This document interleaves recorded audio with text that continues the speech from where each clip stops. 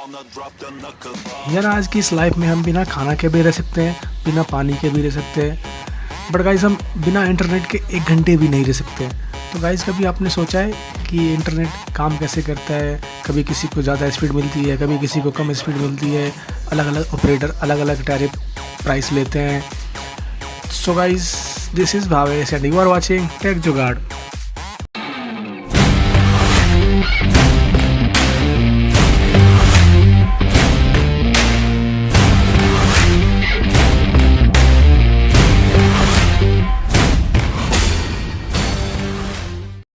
So guys India को मिला के जो है पूरा वर्ल्ड इंटरनेट से कनेक्टेड है, लेकिन कभी आपने ये नहीं सोचा होगा कि ये इंटरनेट काम कैसे करता है। आपको लगता होगा ये सैटेलाइट से चलता है, फिर आपको लगता होगा ये नेटवर्क बिछा कर रखा है पूरे दुनिया में, लेकिन आपको ये नहीं पता होगा कि 99% जो इंटरनेट है ये चलता है ऑप्टिक फाइबर केबल से। अब आप तो ये कहोगे कि मैं तो मोबाइल से चलाता हूँ, मोबाइल में कौन सी केबल लगी हुई है। तो देखो, जिस भी टावर से नेटवर्क आपको आता है तो वो टावर से लेके पूरी एक केबल बिछी हुई है जहाँ तक आपको जाना है। अब मैं बिल्कुल आसान तरीके से सब सारी चीज़ें आपको समझाता हूँ। सो गाइस आपके आते आते इंटरनेट को 3 अलग अलग कंपनियों से होकर गुजरना होता है। पहला होता है टियर 1 कंपनी। ये वो कंपनी है जो पूरी दुनिया के अंदर समुद्र के अंदर अपनी केबल बिछा के रखी हुई है। तो गाइस देखो, इंटरनेट जो होता है वो बिल्कुल फ्री होता है। फ्री कैसे होता है? जैसे कि आप अपने घर में हो और आपका जो ऑफिस है वो 2 किलोमीटर दूर पे है, तो आप अपने घर से अपने ऑफिस तक एक केबल बिछा दो और दोनों को कनेक्ट कर दो। तो गाइज़ वही इंटरनेट है। तो गाइज़ बस आपका जो पैसा लगा वो बस वायर का और उस वायर के मेंटेनेंस का। तो इसलिए ये जो टियर 1 कंपनी है, इन्होंने क्या किया, पूरे वर्ल्ड में समुद्र के रास्ते जो है वो अपने केबल्स को बिछा के रख दिए। अब सारे एक तरीके से कनेक्ट हो गए कंट्री टू कंट्री। अब कंट्री से आपको स्टेट में डिवाइड करना है, अब स्टेट से आपको सिटी में डिवाइड करना है, और सिटी से उसे आप तक कंपनी को पहुंचाना होता है, आपके लोकल एरिया तक। तो गाइज़ मुझे लग रहा है आप लोगों को पता नहीं चल रहा होगा, आप लोगों को समझ नहीं आ रहा होगा। तो चलते हैं और भी डिटेल में। तो अब आपको फिज़िकली सारी चीज़ें समझाता हूँ कि ये कैसे काम करती है। और गाइज़ ये वीडियो अगर आपको पसंद आए तो इस वीडियो को लाइक तो ज़रूर करिएगा ही, और इसे इतना शेयर करिएगा कि सबको ये बातें पता हो। एटलीस्ट उनको ये तो पता चले कि उनके पास जो इंटरनेट आता है वो आता कैसे है, और वो जो इंटरनेट के लिए पैसे खर्च करते हैं वो पैसा जाता कहाँ पे है। तो गाइज़ इस तरीके की केबल पूरे दुनिया में, पूरे समुद्र में बिछाई जाती है। तो इससे क्या होता है कि सारी कंट्री जो है वो आपस में कनेक्टेड हो जाते हैं वायर के थ्रू। और ये जो केबल होते हैं इनको कहते हैं ऑप्टिक फाइबर केबल, और सबमरीन केबल भी इसे कहा जाता है। और ये जो वायर होती है कुछ इस तरीके की दिखती है। एक एक केबल जो आपके बाल होते हैं ना, बिल्कुल उस साइज़ की होती है। और एक एक केबल के अंदर 100 Gbps के लगभग की स्पीड होती है। 100 Gbps की जो है गाइस उसमें बैंडविड्थ होती है सारे केबल में। और जो इस वायर को जो कंपनी बिछाती है उसे कहते हैं टियर 1 कंपनी। और गाइस हम इंडियन कंपनी की बात करें तो बस एक ही इंडियन कंपनी है जो ये काम करती है, वो है टाटा। और गाइस एक वेबसाइट है submarineCable.com। इसका लिंक मैं आपको डिस्क्रिप्शन में डाल दूंगा। और आप इस साइट पे जाओगे ना गाइस तो आपको ये दिख जाएगा कि पूरी दुनिया में कैसे इंटरकनेक्टेड है सारी केबल।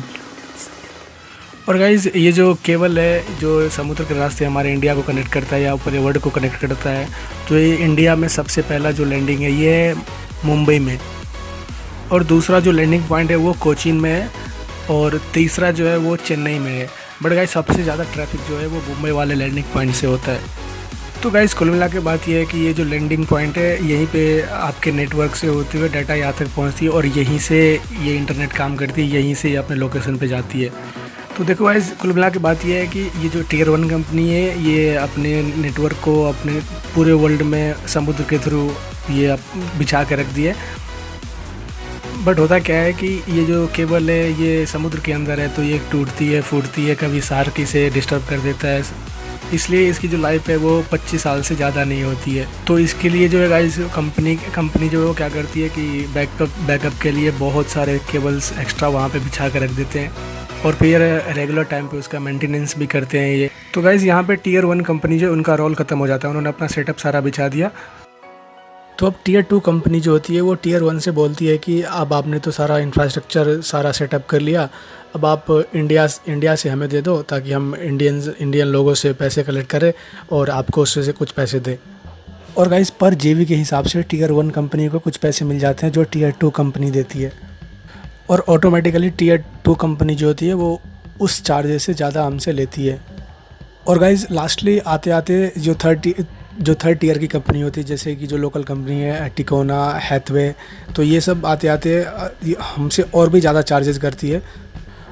और गाइस आपको एक बात बता दूं कि ये रिलायंस जियो जो है वो सबसे पहले इंडिया में 4G कैसे ला पाया, क्योंकि पता है पिछले 5 साल से ये इस प्रोजेक्ट पे काम कर रहा था।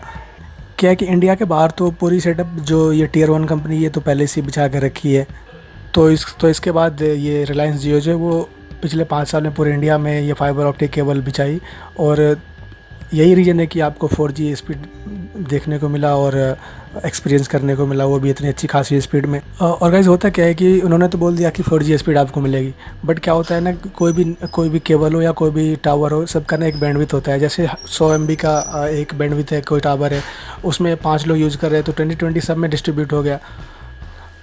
क्योंकि गाइस जो भी वायर होती है सबका एक मैक्सिमम बैंडविड्थ होता है, तो क्या करते हैं वो, अगर आपके एरिया में अगर ज़्यादा रस है तो वो उस वायर को और भी ज़्यादा डिस्ट्रीब्यूट करते हैं। सो गाइस यही रीज़न होता है कि जब आप रात को एक्सपीरियंस करते होगे इंटरनेट तो स्पीड अच्छी खासी मिलती होगी, क्योंकि उस टाइम ज़्यादा लोग यूज़ नहीं कर रहे होते हैं। सो गाइस और यही दिन में सारे लोग यूज़ करते हैं, बहुत ज़्यादा रस होती है तो इंटरनेट स्पीड आपको काफ़ी स्लो एक्सपीरियंस करने को मिलती है। और हाँ गाइस आपको एक बात बता दूं कि ये जो सबमरीन केबल होता है इसका यूज़ तभी होता है जब हम ऐसे सर्वर का यूज़ करते हैं जो कि इंडिया के बाहर होता है। जैसे कि गूगल है, इसका सर्वर तो इंडिया में है नहीं, तो ऑब्वियसली ये सब सबमरीन केबल के थ्रू होते जाएगा, फिर वो सर्च करके डेटा हमारे पास देगा। तो गाइस इसलिए कॉन्सेप्ट है कि अगर हम कोई चीज़ हमारे पास इंडियन ऑडियंस है तो हमें उस चीज़ का सर्वर इंडिया में ही रखना चाहिए। जैसे कि बेंगलोर में बहुत सारे कंपनी है जो अपना सर्वर रखी हुई है वहाँ पे बेंगलोर में। और अगर आप प्रॉक्सी यूज़ करोगे तो प्रॉक्सी में क्या होगा, पहले ये यहाँ से इंडिया से होके ये जो है ट्रैफिक हो जाएगी कहाँ, USA, फिर USA से डेटा फाइंड करके वो आप तक आएगी। सो इसलिए कहते हैं कि प्रॉक्सी में जो स्पीड है वो कम हो जाती है। अब देखो इंडिया में एक निक्सी बनाया हुआ है, न्यूट्रल इंटरनेट एक्सचेंज। इसमें क्या है कि जो भी इंडिया के सर्वर से, इंडिया के अंदर में जितने भी ISP है, इंटरनेट सर्विस प्रोवाइडर, जितने भी ऑपरेटर हैं, तो उन सबको मिला के एक चीज़ बना दी गई निक्सी करके। तो इसमें अब होगा क्या है, जो इंडिया में जो ट्रैफिक घुमाना है तो हम क्यों इसे बाहर की कंट्री से कनेक्ट करें, बाहर के सबमरीन में इसका ट्रैफिक ले जाए, इंडिया में रखेंगे तो हमारी सिक्योरिटी बढ़ जाएगी, हमारी प्राइवेसी बढ़ जाएगी। अब आधार कार्ड का डेटा ले लो, तो इसके लिए हम क्या करते हैं, आधार कार्ड के डेटा को हम इंडियन सर्वर में ही स्टोर करते हैं, ताकि अगर ये सबमरीन केबल के होते हुए बाहर वाले सर्वर में गया तो ये इन्फॉर्मेशन लीक होने के चांसेस बढ़ जाएंगे और कोई प्राइवेसी, कोई सिक्योरिटी की कोई बात नहीं रह पाएगी।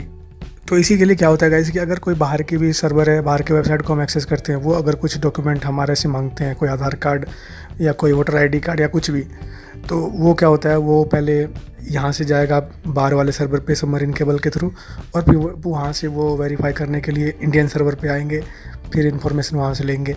तो ऐसे काम होता है। सो गाइज आई होप कि आपको सारी बातें समझ में आ गई होंगी। तो इंटरनेट के थ्रू जो भी हम इंफॉर्मेशन लेते हैं वो पहले जिस सर्वर को हम एक्सेस करते हैं वहाँ तक जाती है, फिर वहाँ से डेटा हमारे पास आती है। तो गाइज़ मैंने अच्छे से एक्सप्लेन करने की कोशिश की। अगर फिर भी कुछ आपको समझ में नहीं आया तो आप कमेंट बॉक्स में लिख के ज़रूर पूछ सकते हैं, इंटरनेट से रिलेटेड कुछ भी अगर आपको पूछना हो तो। और गाइज़ हाँ, अगर आप हमारे चैनल पे नहीं हो तो प्लीज़ इस चैनल को सब्सक्राइब करना और बेल आइकन को प्रेस करना ना भूलें। थैंक